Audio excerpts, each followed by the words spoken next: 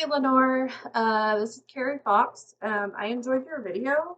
I think you bring a lot of good perspective to these scenarios, especially ones that I hadn't heard from anybody else yet. So I'll kind of go through your list then. Number 8 with the 15-year-old male. Um, I know I agree with you. You got to have that parent consent, and I wish honestly there was just a list. There might be a list of phrases to use kind of with parents. So, because we know that we can give them, we can't tell them verbatim what's said, but we can give a thematic, synopsis of what's going on. And so I think in this scenario, I wish there was a kind of a list of, some phrases to say, kind of, or some sentence starters or conversation starters with when you're talking with parents to let them know. Little little Sammy here is wanting to come talk to me about things going on at school. Just want to get your consent, and maybe it's just like that. But the question is, well, what are they struggling with? What do they need? You know, I think maybe that conversation as well. I can't go into specifics, by law, but this is they've approached me about this. So are you okay with this? Um, However, that conversation needs to happen. So, but you have to have that informed consent, and that kind of brings into number 10 about the counselor wanting to do group sessions for elementary age kids that are experiencing parental separation and divorce. I think you're right. I don't think the counselor is quite going into this in the right approach because these are elementary age kids. Sometimes they do well opening up about things, but until you really get to know what the situation is that's leading to the separation and leading to the divorce, because it's not all the same. Um, and um, yeah, I don't think that starting off with group counseling is a very good choice. I think that that would need to be um, very individual. Um, so that way you can get to know the kid, you can talk with the parents, kind of get an idea of the situation that's going on. And even if they don't want to tell you, the kid's going to tell you, or at least what they know. Um, so um, I don't, I don't really see this as really isolating a group. um, and maybe it could. I haven't seen it. You know, when it comes from what I've seen, when it comes to separation and divorce, and I think maybe because it is a large statistic nowadays, where a lot of kids, it's more unique for stereotypically overgeneralization here maybe, where it's less common for kids for them to have the same parents, that they've married, they've never divorced or anything like that. And I think kids are very compassionate um, at every level on that.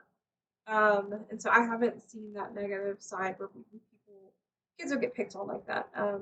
So, um, so I don't really see that as isolating them or marginalizing them. Um, I think you're looking at a marginalized group, but um, it's one of those. I can't think of the word here, but they're kind of.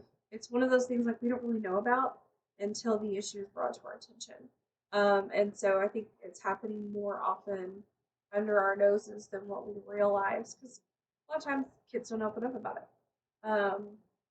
It's we see the symptoms, we see the side effects, we see the emotional downturns, but those symptoms, those emotional downturns, are related to so many other things that are very, very different from separation and divorce. Anyways, going on. So I um, So yeah, I kind of agree with you that the group counseling really is not the way to start this. I think that individual counseling sessions are much more the way to go there. Um, and then there might be some parents who are not. Oh, and then the informed consent part. So in this scenario, it talks where the counselor asks teachers to identify the kids who benefit, and then um, sent letters home notifying them. I'm not quite sure that that's the same as informed consent. Um, and then, um, yeah. So sorry, you're hearing the cat food dispense. Sorry. Um, so, uh, yeah, because that to me, you're adding in another the kids going home with the letter. You're not making that direct contact with the parents about this. So while I think the counselor has or Miss E has, you know, picked out a group of kids to help. I just think the group counseling is not so great of an idea. Um, and then number 12, I did this one as well, simply because it wasn't just the kid is a concern; it was an adult. In my last school district, I talked to our school counselor all the time. And it's funny now, her son is now married to one of my distant cousins. So there's a connection there, and she's younger. It's not the case with my current counselor in my current school district. She's not as approachable, but talked to her about a lot of different things. But what comes down to that confidentiality piece of I actually have to be more confidential here because I'm not dealing with a minor. The minor, there's things I have to let the parents know, but there's just because this is an adult, I have to be even more confidential.